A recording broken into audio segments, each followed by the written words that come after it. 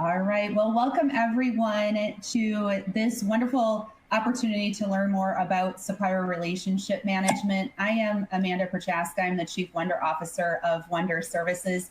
We are so glad that you are here today. I am co-hosting this webinar with my good friend, Conrad Smith from Graphite. He's going to do a full introduction here in just a moment, but we're really happy that you could spend the time with us today to discuss a very relevant topic related to supplier relationship management. The events over this last week, over the last couple of years have really elevated the importance of SRM in the marketplace. So we think this is really timely and relevant information, and we hope that you can take back to your organizations and proceed forward in the best way possible. So with that said, I am so happy that Conrad is here with us today. Graphite is a wonderful partner of ours at Wonder Services. So Conrad, why don't you go ahead and introduce yourself? Oh, and Conrad, I think you're on mute, maybe. There you go. Is that working now? That's working now. All right, awesome. So good to be with you. You're introducing yourself, and I'm thinking I need a better title because Wonder Officer is way better. It sounds more like a superhero, which most procurement people need a superhero title. That's true. Great to be with you, and great to be with the rest of you. I am a procurement professional, enterprise procurement professional, almost 30 years. I started at Intel. When they hired me to be a buyer, and I didn't even know what a buyer was. I thought that was someone at Nordstrom. I didn't realize companies had buyers. So that was my introduction to purchasing, but I've just had a wonderful career at Intel, and then left for a little bit to a smaller business that was later acquired by Adobe, and had the privilege of being the head of procurement at Adobe for almost 10 years prior to launching out to start this new business, Graphite, which has been a crazy, fun adventure on its own. It's been quite an adventure. And I'm so glad that we're here talking about supplier relationship management. Almost to the minute, last Thursday, I got an email from one of my board members saying, hey, something's happening with our bank. We might need to do something. And I thought, what? Actually, looking back, I feel so stupid for the lack of attention I gave to his early heads-up warning. But the events of last Thursday and Friday, I mean, we do bank with Silicon Valley Bank, so it was pretty shocking. And in our business, I wouldn't have thought about banking as one of these suppliers that matters. But believe me, by the end of the day Friday, I was thinking a lot about the things that I wish that I would have thought about from a supplier management perspective and a contingency perspective and keep the business running perspective. Thankfully, not just for Graphite. I mean, we had capital in other places as well, and we were prepared to make payroll. And a lot of the really scary things that everybody was grappling with over the weekend, we weren't facing quite that many fears. But oh my gosh, what a rude awakening to the importance of knowing who those companies are that are so critical to your success, and figuring out, what you need to do to mitigate the risks of those suppliers. Yeah, absolutely. And when I was thinking about this, I'm like thinking to myself, okay, when I used to go through my supplier relationship management programs, when I was a practitioner, we looked at a lot of our strategic direct suppliers, some of our strategic indirect suppliers, but did we ever include our banks on that list, or our payroll? I never, banking, I never remember doing that. I mean, treasury, large organizations have treasury functions that their entire job, right, is to manage risk of, FX and interest rates and all these other things that happen in the business. And so I think in purchasing, we've never been drawn into that. But as a small business owner, I don't, too many hats to wear every day. Yeah, absolutely. So obviously this is very relevant for you because it just happened to you last week. And I bet a lot of people on the call today have had similar thought process over the last week saying, okay, who do we bank with? How does this impact us? But You're going to hear some stories today from both Conrad and myself around why SRM matters, where the downfalls have been in our previous experiences, but then where the wins actually have been. So SRM could be really useful not only in preventing something catastrophic like what we were just talking about, but it will also be relevant in maybe even gaining market position over your competitors. So we're going to share some of those stories today, but we wanted to start with a very relevant example that's on everyone's minds and Conrad's recent experience. Hey, Amanda, are you hearing the beeping? I've got a beeping in my office. No, I am not hearing the beeping. Okay, I'm going to mute myself and change my audio. I'll be right back. Okay. While we're waiting for Conrad to come back, we're going to give you some really practical advice today. Let's hear that now, Conrad.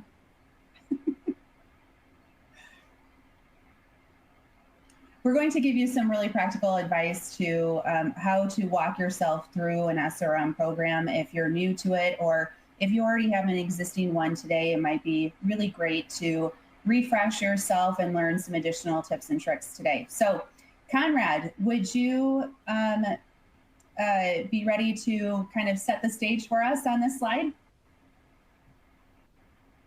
Oh, and you're muted again. All right, are we back? I think no beeping, so that's good. Yeah, sorry about that. I'm back in the office today after a few days away, and all of a sudden all the technology's changed. It's the bane of my existence, like the monitors, the mics, the speakers. Yeah, so to me, supplier relationship management is a really foundational aspect of what we do in procurement.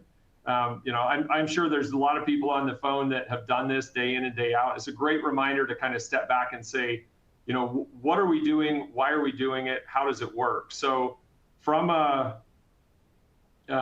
procurement perspective, looking at suppliers, I remember, you know, so many years at Intel watching our category managers and our supplier managers put in these very, very robust supply chain solutions and, you know, everything that they were doing.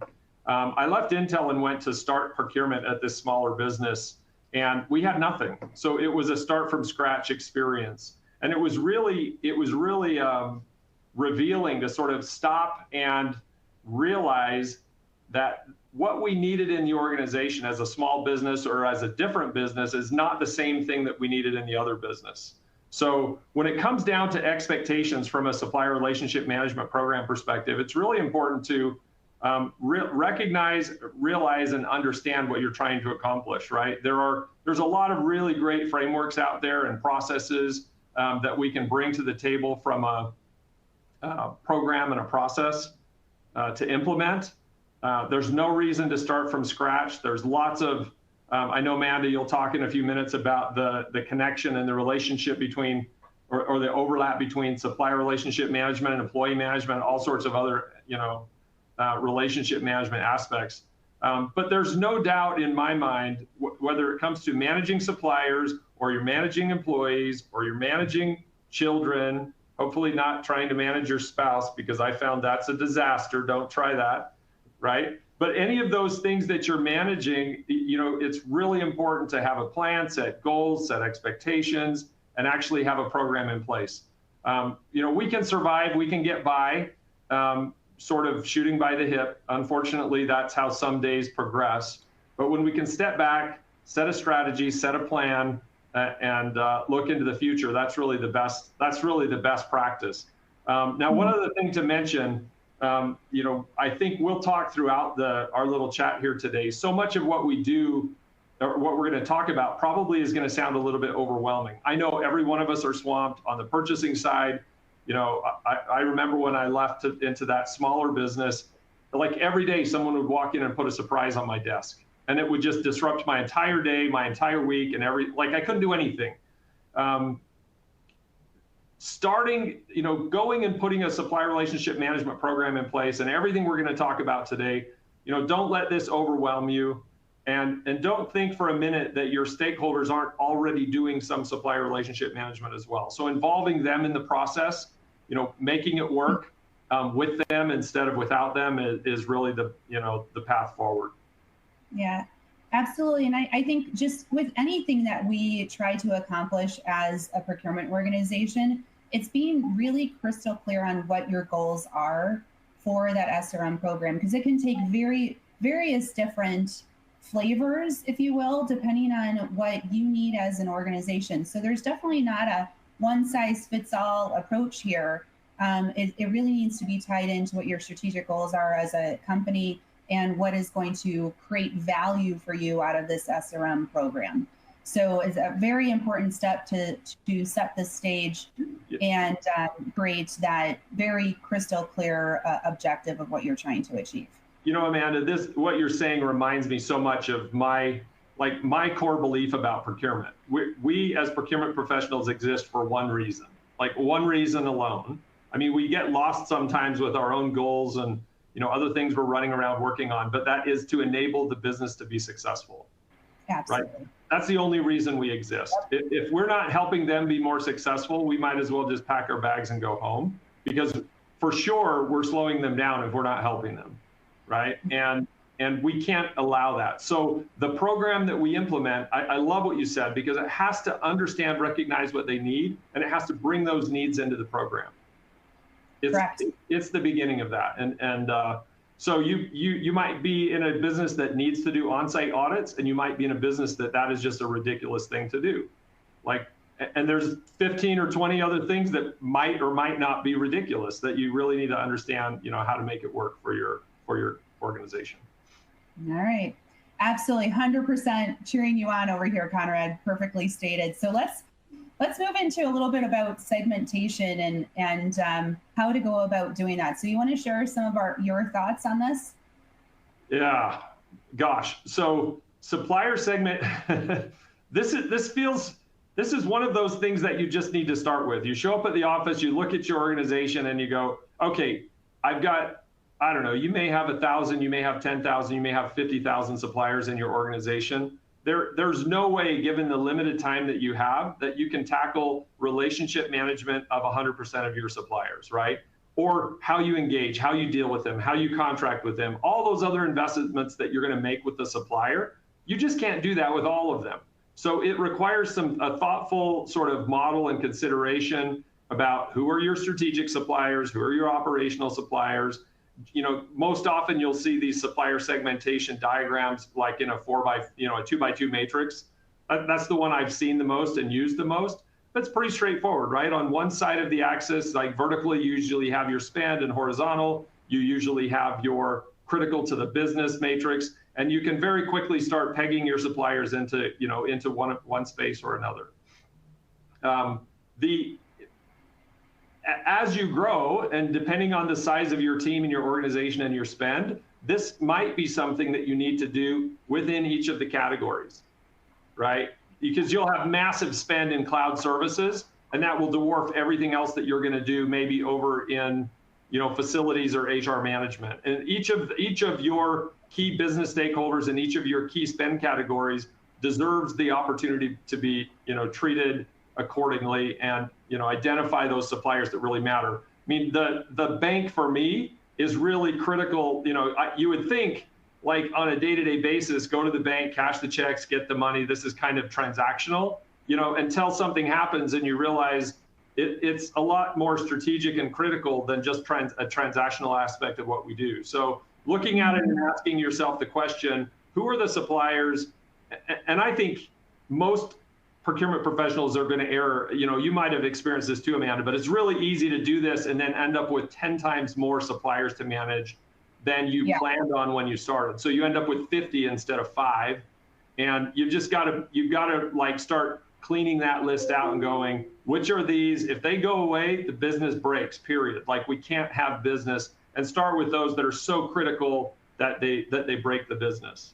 Yeah, and I would just add there that I think something that we've learned over the last couple of years is, well, like when I originally did my supplier segmentation, it was very heavily weighted on spend first, and then also the impact to the business. But something that we've learned, I think, is also overall risk to the business. Like, really taking a look at it. It could be a smaller supplier that you don't have a lot of spend with, but if they go down, it has a significant impact on your ability to serve your customers. So it's been enlightening to see kind of that a little bit more of a paradigm shift and because of recent events. Last week, maybe a notable one, although banking relationships are probably a larger spend item too. But we've also had some smaller suppliers over the pandemic where all of a sudden you're like, they weren't a core supplier, a strategic supplier, but we're transactional with them. But if we don't get this ingredient or if we don't get this part, we can't produce.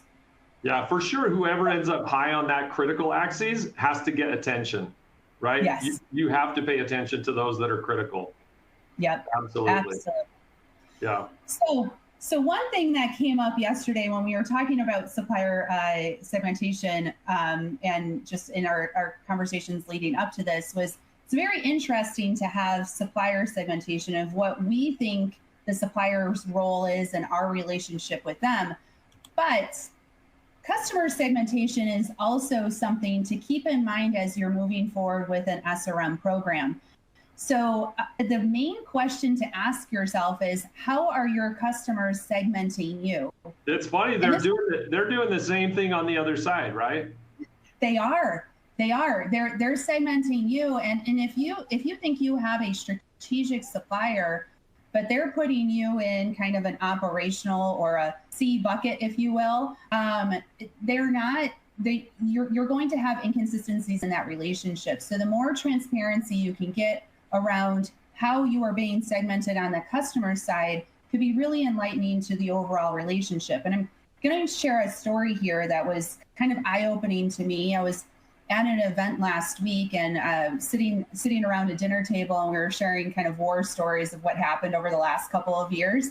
And one of the gentlemen sitting beside me was talking about how he was working at a company that was providing parts, very, very important parts to Caterpillar, Kubota, and John Deere, et cetera. And they were drastically impacted by the chip shortage.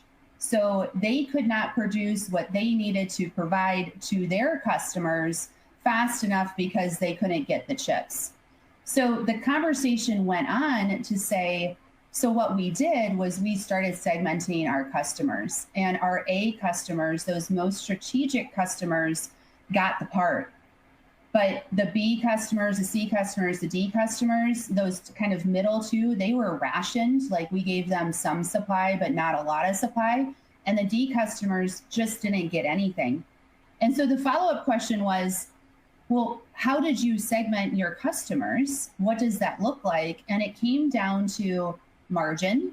Are we making good margin with this relationship, which is kind of a totally different thought process for procurement, because usually we like to reduce margin as much as possible that the suppliers are making. But margin was number one. The relationship that we have, is it long-term? Are we co-innovating together? Do we have mutual respect for each other? Do we believe that this is going to be a long-term relationship? Was number two. And then as you got further down into kind of that D category that he was mentioning, it was like, we don't make a lot of margin and they're just super difficult to work with. We don't see a long-term relationship with them, and therefore they got segmented that way. So it's really an important thing to be looking at as you're building out your supplier relationship management program, is how are your suppliers looking at you? Are you doing everything you can to be in that A position with your most strategic suppliers? So when there is a supply shortage or other things that are going on, that you can get the best value and have that best strong relationship with that supplier. That is such a great example. And all of us can think back over the past couple of years of COVID and all of these supply chain disruptions that we've had. When there is a buyer favorable market, we charge in like a bull in a china closet sometimes, and we're like, oh, it'll always be this way. And then it turns around the other way, and immediately you can begin to see the impacts of how you've treated the supplier, both in the negotiation and the process, but also in building a relationship. And we'll talk a little bit more about how that relationship matters as we go here. So Amanda, we've talked now about how to understand who your suppliers are, which ones are most important to your business. And now it comes down to saying, oh, well, how are we going to go work with them, right? You may have 5, you may have 10, you may have 20 key suppliers that you go, hey, I need to manage these suppliers to support the business effectively. And so now we get into a place where we're saying these are the kinds of things that we implement.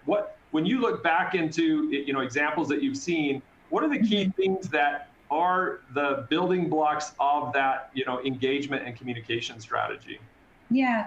So I will say, again, this has to be tailored to what your ultimate goal might be with your SRM program and how that adds value to your organization. So there could be instances where you have a strategic supplier where you're going to do a quarterly business review, have a very strategic conversation with them, maybe have some joint goals put in place for the year, understand their strategies.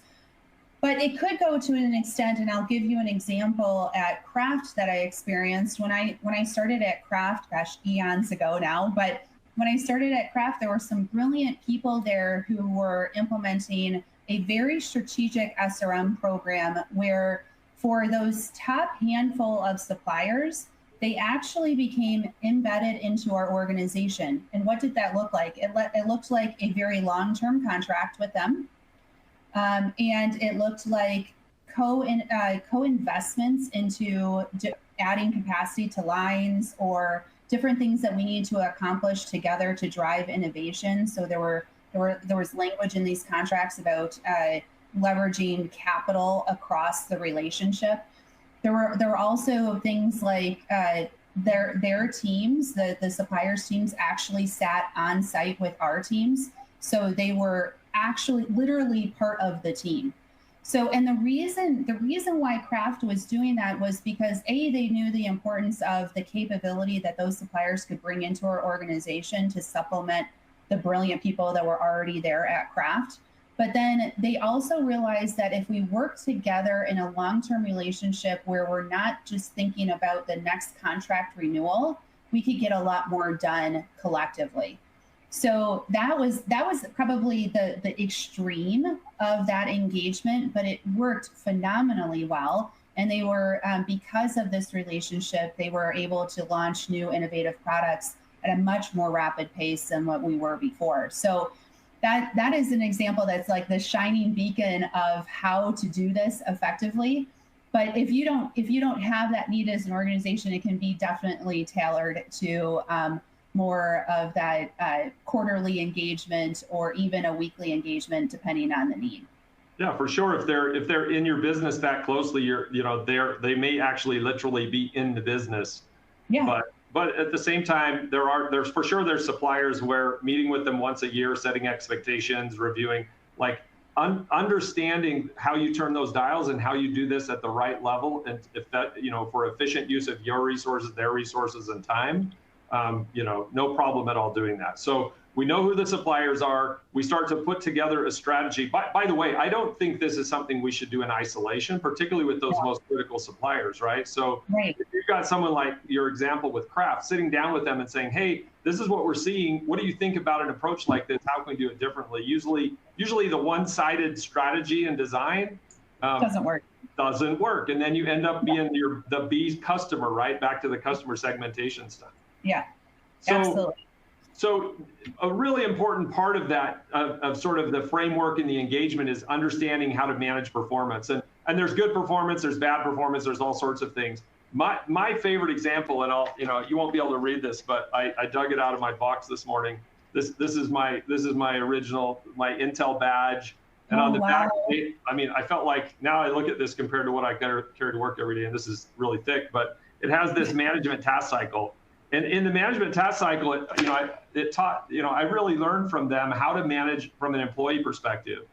And number one on the management task cycle is setting clear goals and expectations. Number two is planning and problem solving. Number three is facilitating the work of others. Like, the things that we were doing from an employee perspective in terms of management was a big breakthrough, was phenomenal. And for me, performance management is all about proactive clear expectations, planning and problem solving, and facilitation. When we get to a place where we feel like we're doing performance management and corrective action plans, most often we've dropped the ball in those early stages of what performance management needs to look like. Yeah, and it's definitely a two-way street here. So I also like to think about this from a practical standpoint. If you're looking at doing performance management with suppliers as part of your SRM program, you can learn an awful lot about how you are managing your employees effectively, assuming that's an effective process for you, which I hope it is. But you can reapply a lot of what you do in that space to your performance management of suppliers. And I will just add in here, Conrad, sometimes people get focused on just the poor performers. All of a sudden, we shift our focus. We do this with our teams sometimes. We do this with our suppliers. We shift all of our resources and focus on those poor performers. But we cannot forget those really great high performers. High performers also need investment in your teams and with your suppliers to really drive value and help develop them, provide them new opportunities, et cetera. So just a note of caution here. It's so easy to get sucked into that red performer, but we need to make sure that we're thinking holistically and really driving investments and time and resources to those high performers too. And I'll give you an example here, Conrad, Sure. if I can. So we had yet another conversation with some brilliant procurement people that I know in the industry. And she was telling me that over COVID, they had a very unique need. They were providing healthcare medical clinic services to a very specific market that had very specific needs. And so she started seeing the writing on the wall saying, oh my goodness, we're going to have all these supply chain shortages, particularly in P&E, and we need that for what we do just on a day-to-day basis. So as part of her performance management process, she didn't look at just how they were performing transactionally or operationally. What she was looking at was overall capability. And so instead of going out and trying to find a 3PL or something like that, she looked at her existing suppliers and she realized that they're promotional goods suppliers who react to last minute requests all the time, who have a lot of warehouse space typically. She decided to partner with that promotional goods supplier to build out a 3PL for her organization and pre-buy a bunch of the critical items that they needed as an organization. So it was working a relationship in a different way, understanding the capability that they brought to the table. And what happened, Conrad, because she did that, they crushed the competition in the marketplace.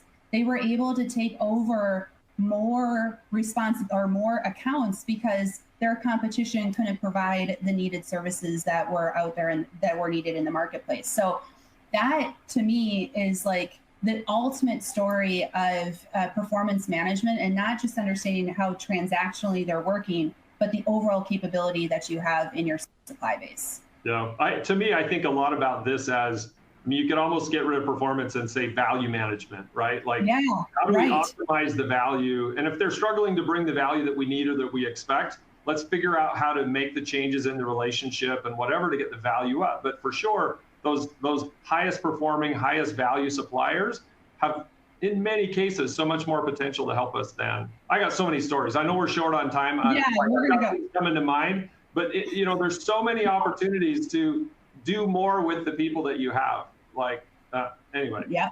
I gotta hold myself back, or we're gonna be here till lunchtime. So, we can write a book. So a big part of that, like getting to value, you just gave an example of sort of continuous improvement as it relates to scope and value. But a lot of times we have suppliers that, whether the value level is failing or whether it's mediocre or whatever is happening, the relationship, before we jump into kind of a supplier example, I just want to say that the program, supplier relationship management program, is, unless you're some sort of a superhero and you can flip a switch and like stop time, you can't turn this thing on and make it work like magic, like it's working everywhere. You've got to start simple, you've got to start basic, and you've got to grow your program along the same principles of continuous improvement as you would expect of your suppliers themselves. So tell me a little bit about a supplier maybe that you worked with where you saw continuous improvement as really important. Yeah, absolutely. So I'll give an example at MGM Resorts. So this was an area where we were opening a new property in MGM in Springfield, Massachusetts. So Springfield, Massachusetts is not a large metropolis, and a resort property in that area was very new. So instead of looking for a supplier who could fit the immediate need, which was commercial laundry services and dry cleaning for our guests. So if you go into a hotel, you can get your clothes washed and pressed. So in that particular area of town, there were no commercial providers of this service at that moment in time. So what the team did, they were brilliant. They actually went in and found a provider who was doing this for residential use, so for your day-to-day services. And they actually invested time and invested basically capital, well, like not physical capital, but our knowledge capital into this organization to transform her business from your day-to-day laundry provider to a commercial business. And that included opening a new location, getting new vans, hiring more people. And we helped her put together this entire plan to make that happen. Doing 24-hour turns on laundry and dry cleaning services was a big new thing for her too. So you can look at an existing supplier and really grow them into, or a non-existing supplier that's just not quite there. And you can use continuous improvement opportunities and tools to grow them into what you need. I love that example. I'm guessing this was a small woman-owned business. It could have been one of these diversity businesses. We spend so much effort trying to chase down and find a diverse business that can do something, and and then so often we overlook the opportunity to actually give them something else, right, that they could really excel at. It's such a great example.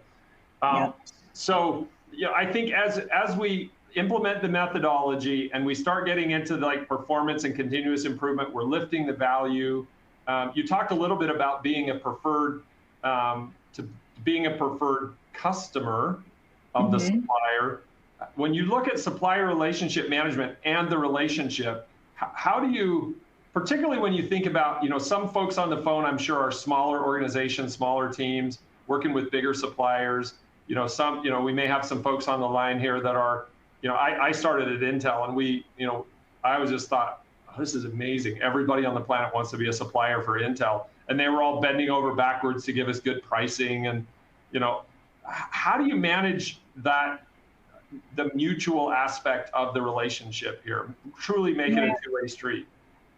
Yeah, and I think it's been an interesting transition, and I think that some of the work that we're doing in the ESG space, the supplier diversity space, has been kind of shifting the thought process a little bit. And I just was recently told that there's a large retailer that most people probably have been to in their lifetime, who used to be that really strong, like, hey, we're X and you're going to do Y because we're X kind of a relationship. And what I'm hearing is that's changing. They're all of a sudden realizing that that's not the best way forward. The best way forward is actually to do that collaboration and find the suppliers that you can really truly grow with. And because those are the suppliers that are driving innovation. So I'm seeing a little bit of a change in the marketplace. I don't know if Intel's feeling that way or any of the other businesses, but I am seeing a little bit of a shift. Now, if you are a smaller player and you have a lot of big suppliers out there, my recommendation to you is to really focus on building very strong relationships with several contacts at those large companies, so that you can showcase your value and the relationship that is being brought. So if that's a supplier of yours, and let's just say it's Microsoft, do you know not only your key salesperson, but do you know their management? Do you know what their strategies are? Can you understand where their business is going and speak in that way? So there's a lot that we can do to really create those robust people relationships, because you're not going to have an overall relationship with Microsoft, but you can come down and think about who are those people that I really need to have strong relationships with and build those. Yeah, when it all hits the fan, like, we've seen happen a lot this last week and over COVID. Now think back to the segmentation, right? We segmented off all of our critical suppliers. If they're critical to the business and something goes wrong and they won't pick up the phone when you call, it's not good. So even if they're big, I mean, you need to know, who am I going to call and how's it going to work, right? Like that aspect is maybe the most important part of being small and having big suppliers. Like, if it fails, what is the plan? What does contingency look like? And they may not have a dedicated account management. Maybe they just have resources. Maybe there's an escalation process. Learning that stuff along with your other 1,000 peer customers in a moment of crisis is not an ideal scenario, right? But anyway, so great way to build a relationship, Conrad, and we have it here at the second bullet point. But so often we forget to ask for help, and I like, how are we approaching our suppliers saying, we have this business problem that we need to solve, can you help us solve it? That in itself, if you can work on collaboratively solving a problem together, will build a very, very tight relationship at the end of the day. So that's just one key lever that you can use to drive that relationship forward. When you were giving the example of the giant retailer that shall not be named, what came to my mind was ego. How much of an ego build it was for me to, be sitting in that Intel chair or whatever chair that you might be in, where you feel like, hey, it's all about me and it's about my company. And when you come off of that ego position, we need to in so many aspects of our life. I mean, this is just like all these other relationships, right? If you get off the ego and you stop focusing so much about me and us and our organization, and you really do open up, and now you're talking and you're sharing and you're learning and you're helping, there's real breakthroughs there, right? It really is. So I know we're about to the end of our time here, Amanda. Yes. I'd love to hear, kind of looking back over what we talked about, what would you say the top, because again, this is a bit overwhelming. I'm spending all my time trying to survive and deal with what hits me today. What can I do, today's Thursday, tomorrow and next week, to start building out a supplier relationship program that's the foundation of a meaningful future? Yeah. So the first thing that I would suggest to anyone looking at this and trying to get something off the ground is you don't have to boil the ocean. You can start small. You can start with a handful of suppliers that you've segmented to the top and almost pilot it, because it's a great way to learn and understand what's needed. So I would say don't feel like you have to do everything at once, because a little bit of progress each and every day is going to make such a difference. So that's the first thing. The second thing is, like we said earlier, learn from what you're doing with your employees. Those employee performance management processes are pretty well understood. They're pretty mature at this moment in time. There's always an opportunity for improvement, but it's a great way to start and apply what you've learned from how you manage your employees to your SRM program. And then the last thing that I would suggest is, you likely already have some really great relationships that you have today with or without an SRM program. So how can you build upon that? And maybe that's your starting point to move forward. So those are maybe some things to think about as you are looking at all of the great suggestions that we had today, to at least get your process started within your organization, or maybe improved upon if you already have an existing one. I love it. Like 1% improvement every month, in 2 years, you'll have gone through a massive transformation. Little small steps, just get started, move in the right direction. I absolutely love it. Yeah. All right. So Conrad, I think we have a couple of minutes. If there are questions out there in the audience, we can take them. There is a Q&A box. If not, we'll pause here for maybe 30 seconds or so to see if we can have any questions as we wrap up today. But Conrad, I do want to say just another thank you to yourself and your team for being such great partners with Wonder Services and doing, putting in the time and effort into conversations like this. It's really appreciated. So I have a question coming in, actually, and it says, any recommendations for a supplier database management system? Conrad, I'll let you take that one. That's hardly fair. I'm afraid one of my marketing people probably asked that question. I don't want to spend too much time selling graphite in here. That's not the point. We're doing some pretty awesome stuff at Graphite as it relates to supplier information management. The information, I think, is the foundation for knowing who your suppliers are. But yeah, come talk to us separately. We're at the next purchasing conference near you. Ready to have fun and talk about what we're doing and do what we can to help lift your procurement success and value to the next level. Perfect. Thanks for that, Conrad. And we do not have another question coming in. So thanks again for your time today, everyone that has joined us. And you will receive a recording of this presentation so you can refer back to it. And Conrad, have a wonderful day, and I hope to see you at a conference soon. Yeah, will do. Thank you, Amanda. Take care. All righty.